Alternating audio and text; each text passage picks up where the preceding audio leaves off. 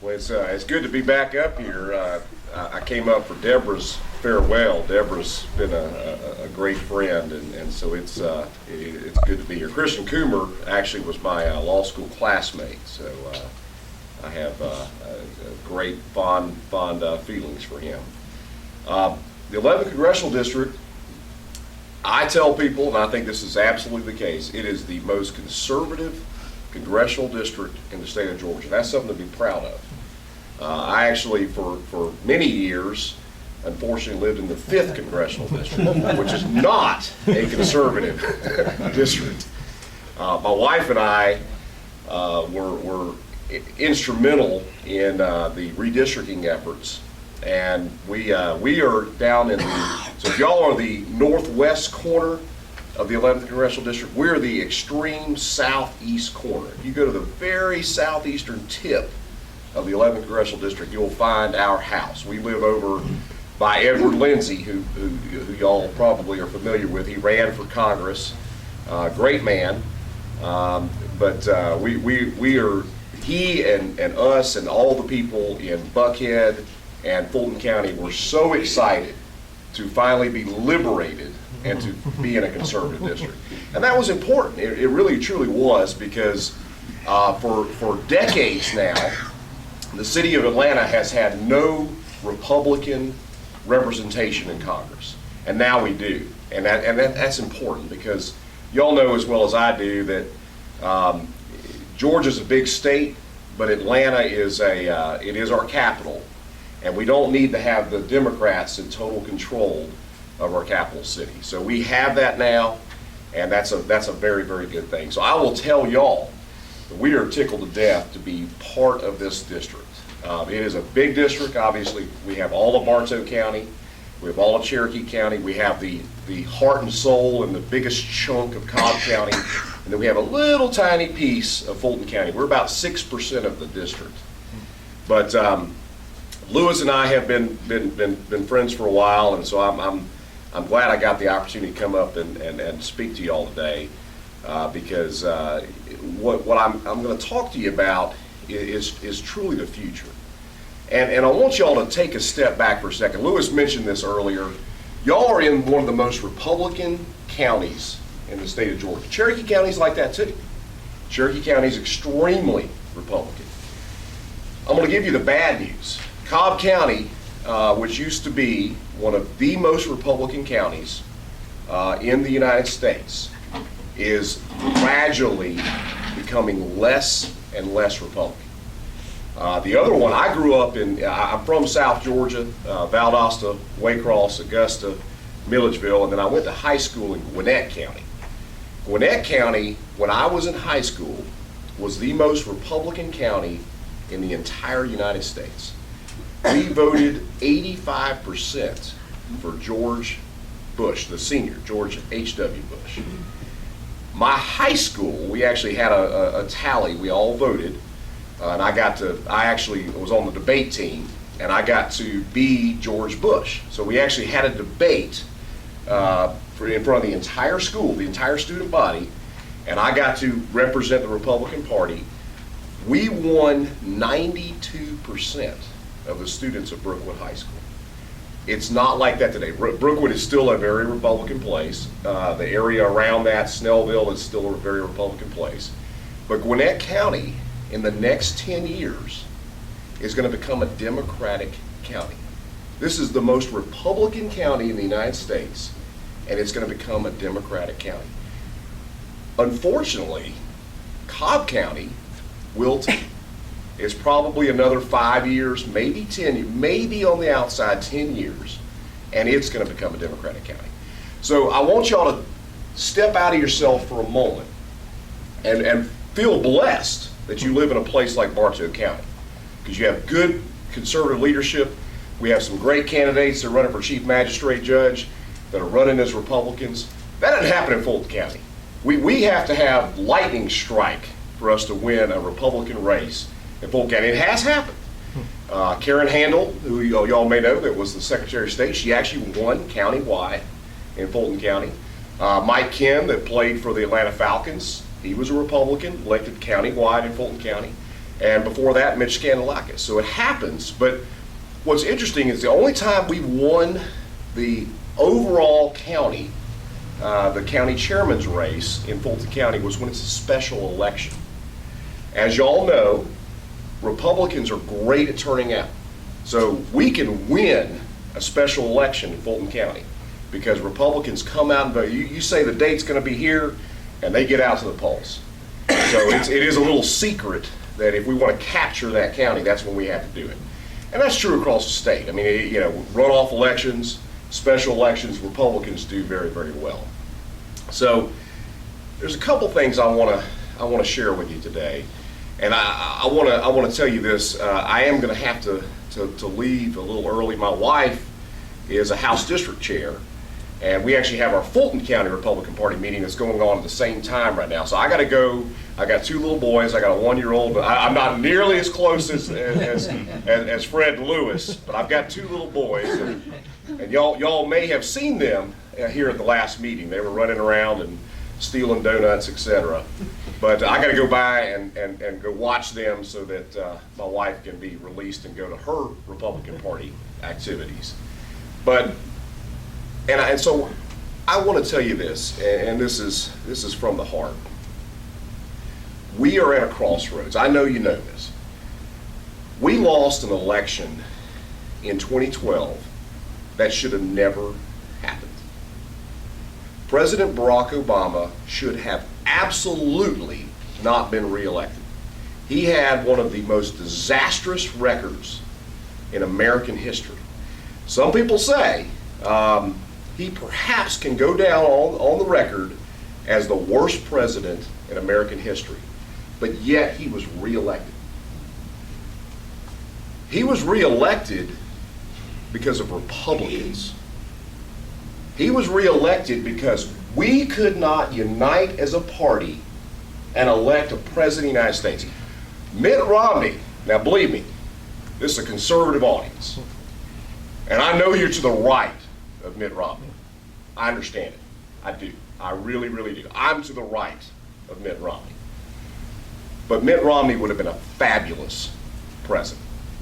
We would not be in the situation, we would not have signed a deal with Iraq where there's going to be a nuclear weapon built in the next 10 years. He would have never signed that agreement. He would have been a staunch supporter of Israel. He would have protected us. He would go, ISIS wouldn't have happened because we wouldn't have pulled all of our troops out of Iraq.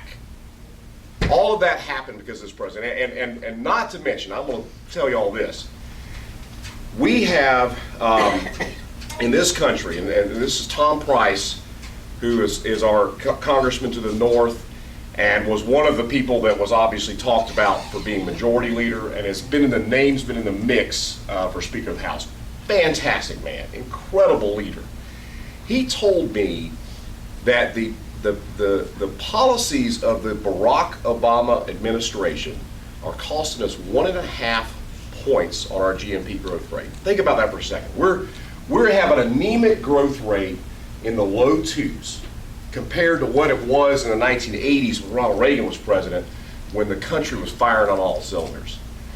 If we had the growth rate of like 3.5%, we wouldn't have to worry about the budget crisis we have in this country. We would be growing, and we would not be worried about funding the military. But his policies have been so anti-business. An example of this, I had lunch with Bernie Marcus. Bernie Marcus is the founder of Home Depot. Bernie Marcus is one of the biggest supporters of the Republican Party in the United States. He is an incredible, incredible man. He told me that in 2015, he could not start Home Depot because of the policies of this administration. Every executive branch agency is anti-business. We see it all, JT, we see it. Right. Department of Labor is trying to implement a rule that's going to kill the investment industry and financial planners. It's unbelievable. The administration is run by people that don't understand business. But we got a lot of small business owners in here. this administration has been getting in the way of the creation of jobs. The small business are the biggest creators of jobs in this country. And I tell you, what we're going to have, if Hillary Clinton gets elected president, I gasp to think about it. Like I said, I have a 1-year-old and 3-year-old. I am terrified of a future where we have 8 more years of this past administration. Because she's already said, we're going to continue the policies of the Obama administration for the next 8 years. I will admit, she's not quite as socialist and left-wing as the President of the United States, but she is pretty close. And she knows to get the nomination, especially when we have an admitted socialist, Bernie Sanders, on the ballot. She is running as far to the left as she can right now to win. And y'all see the things you say. When I watch the Democratic debate, how many people watch the Democratic debate? Watch it. I know it's painful, but you need to watch it. You need to hear what our opponents are saying. I couldn't believe that we were actually having to defend capitalism. I couldn't believe in the United States in 2015 that we were going to have to defend capitalism. Terrifying thought. So let me say that we have to bring ourselves together. If we don't bring ourselves together, we're going to lose another election, and we're going to wake up, and this country is going to be unrecognizable.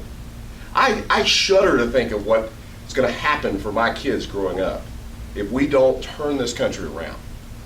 And so that brings me to my point. Bartow County is different. It's different than Cobb County. It's different than Fulton County. It's different than DeKalb County. We have to unite. And what that means is that we can't have a litmus test where we say, if you are not 100% conservative, you are not welcome in the Republican Party.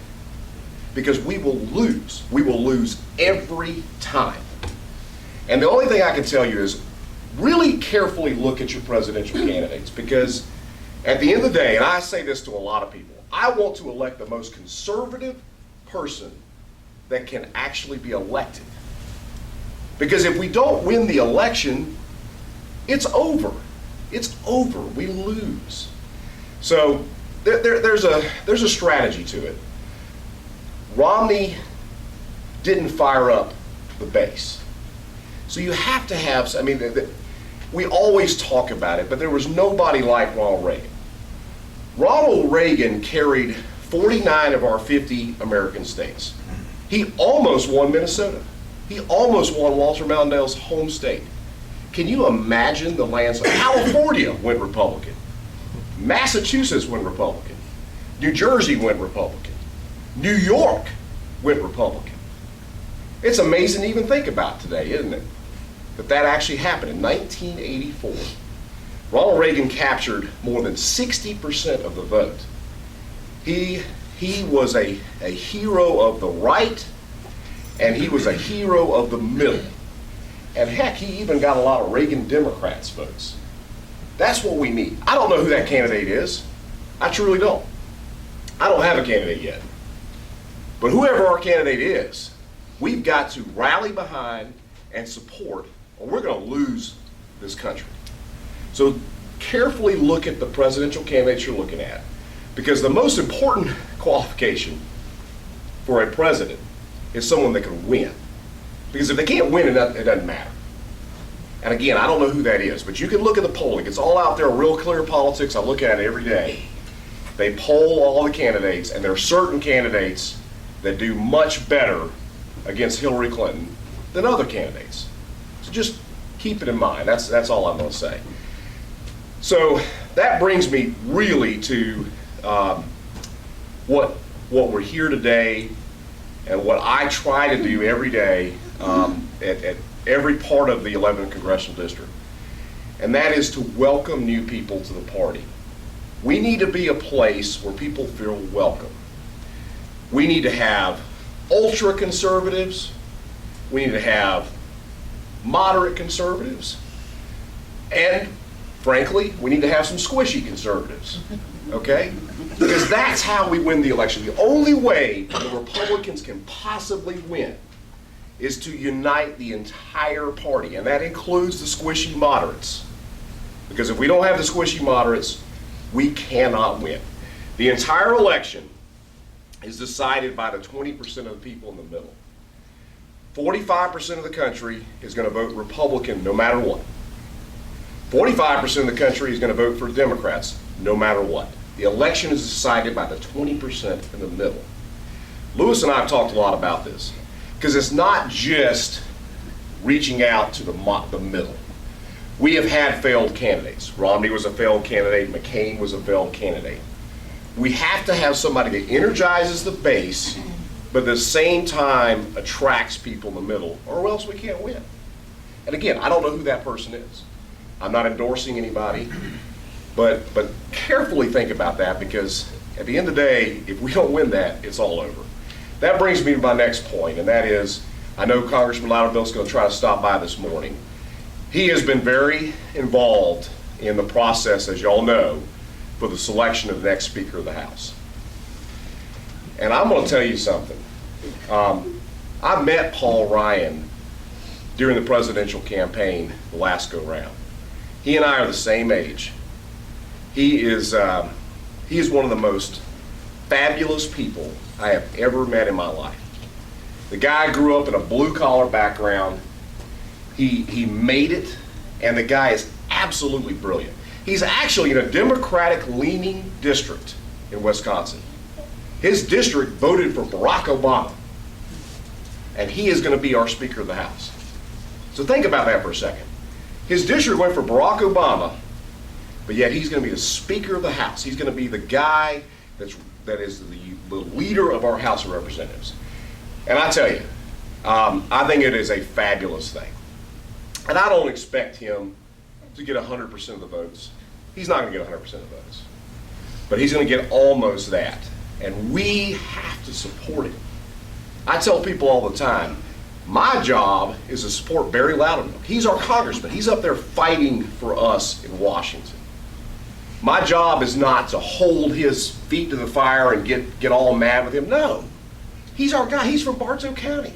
He's our guy that's up there in Washington. So I'm telling you, there's some, I've seen it out on Facebook. People are criticizing Barry Loudermilk because he's supporting Paul Ryan because he's not conservative enough. For goodness sakes, the man is conservative. He's conservative. Barry Loudermilk is one of the most conservative members of Congress. But he recognizes that we have to come together. And Paul Ryan is the key to doing that. Because if we went into this presidential election completely disunited and fighting with ourselves, we will absolutely lose another election. We will be waking up on November, or the Wednesday after Election Day, next November, and we'll be thinking to ourselves, how did we let this happen to ourselves again? We can't let that happen. We can't. So please, again, I'm saying this to you in one of the most conservative counties in the state of Georgia. Remember that there are places like Fulton County, where I live, that are not that way, and that we need to bring people into the party. So I'm gonna say, my wife started something many years ago. She did a breakfast in Fulton County, and it was called Breaking the Mold, because the media has this perception that we're a bunch of old white men, Christian, and that's all the Republican Party is. It's not the case. It is not the case. Y'all are going to hear from our young Republican chairman after me, Rob Lee, and he can say this to y'all as well. He's very active in the Cobb YRs. He's very active in the Atlanta YRs. If y'all came down and went to the Atlanta Young Republicans meeting, you would be blown away. There is incredible diversity. Ashley Bell is one of my good friends. He's from Hall County. He's a commissioner in Hall County. He was the first black elected official in the United States to switch parties after Barack Obama was elected president. He was, in fact, the Young Democrat national president of the Young Democrats, and he's now a Republican. And he came to our meeting to tell his story about how he came to the Republican Party. And when he walked in, he's like, there's more diversity in this room than I have ever seen in the Democratic Party. Because in the Democratic Party, You either have all black parties or you have all white parties. If you're in downtown Decatur, there's a lot of white liberals. Midtown, downtown Atlanta, a lot of white liberals. Athens, a lot of white liberals. And you go to other places and it's all African Americans. They don't have Asians and Hispanics involved to the degree that we do. But the media has this perception that we're all just a bunch of old white men. And we know that's not the case. So I've told you what's going to happen in Cobb County and what's going to happen in Gwinnett County. Because when that happens, let me just tell you this. If we lose Cobb County, Gwinnett County, it's over as a state. We cannot win statewide. There's too many votes. There's too many votes. If you add in Fulton County and DeKalb County, the elections are over. So I urge you to welcome people to the party from whatever stripe they are, from whatever race they are, from whatever gender they are, from whatever sexual orientation they are. We don't need to have a litmus test where we say you can only be a Republican if you are this characteristic. We just can't do it. The math doesn't work. The only way we get to 50% plus one in this nation is to have every person united together. And what I tell people is the litmus test ought to be, do you believe in the Constitution of the United States? Do you believe in the Constitution of the United States? Are you a fiscal conservative? If you are, welcome to the Republican Party. Come, join us. We're going to have different views on social issues. We may have different views on foreign policy issues. We may have different views on law and order, criminal justice reform, prosecutors, defense attorney. But if we all believe in limited government and we believe in the principles of the Constitution, then we need to bring everybody together and welcome them, because that is the only way we're going to win elections. And again, it's not like that in Bartow County. But step out of yourself for a moment and think about the rest of the country. Think about those places where the battleground states, the battleground counties, in those places we have to be welcoming or else we're not going to win. So how do we do that? We go, and it's not patronizing. It's not, you know, a lot of people say the Republican Party gets engaged in minority outreach when election day is coming. And to some extent that happens. But it's going and talking. My wife and I do it all the time. We go and talk to people. We find common ground. And I tell people, you realize what you're saying? What you're saying is Republican. You'd be amazed in the Hispanic and African American communities the amount of social conservatism that these people believe in. And when you tell them things about Planned Parenthood, they're outraged. But they don't know about it because they're not, the only media outlet that's covering that is Fox News. All the mainstream media doesn't even talk about Planned Parenthood. They don't want to talk about it because it's a terrible thing. It's horrible. But you won't hear it in the mainstream media, so you have to go and tell them and talk to them and find common ground with them. Because when you do that, they're like, oh, wow, Republicans don't have horns coming out of their head. They're actually good people. We are good people. Everybody in this room is a good person. I am so encouraged that y'all are here and you're active in the party, because that's what it's all about. I mean, seriously, I don't want to wake up next November and lose another election where I am going to be terrified about the job prospects for my kids growing up. I just don't want that to happen. So please, in your communities, wherever you work, don't do it in a confrontational way, but reach out. At the end of the day, Lewis would love to have 3 times the people here. Go and bring somebody new to the party and let them come and realize that we are good people. And I've seen it. When Ashley Bell walked into that AWire meeting, he was blown away with what he saw. He saw the diversity, and he saw people that were united in their fear of what Barack Obama was doing to the country. And I encourage you, if you ever get a chance to come down to the Atlanta area, you will be blown away. It is a great, great group. It is one of the largest young Republican organizations in the country. And y'all are going to hear about our young Republican outreach in a moment. Because not only do we need to do better with Hispanic and black voters. Traditionally, the Republican Party has won the Asian vote. It was only Barack Obama was the first time that the Asians did not go for a Republican candidate. I believe we can turn them around, okay, because they're very fiscally conservative, they're very family oriented, and they are a ripe market for the Republican Party. The Hispanic voters are too. They are fiscally conservative, they are distrustful of a big federal government, and they have extremely conservative social views. Those are people that we need to bring to the party. And the African American community is too.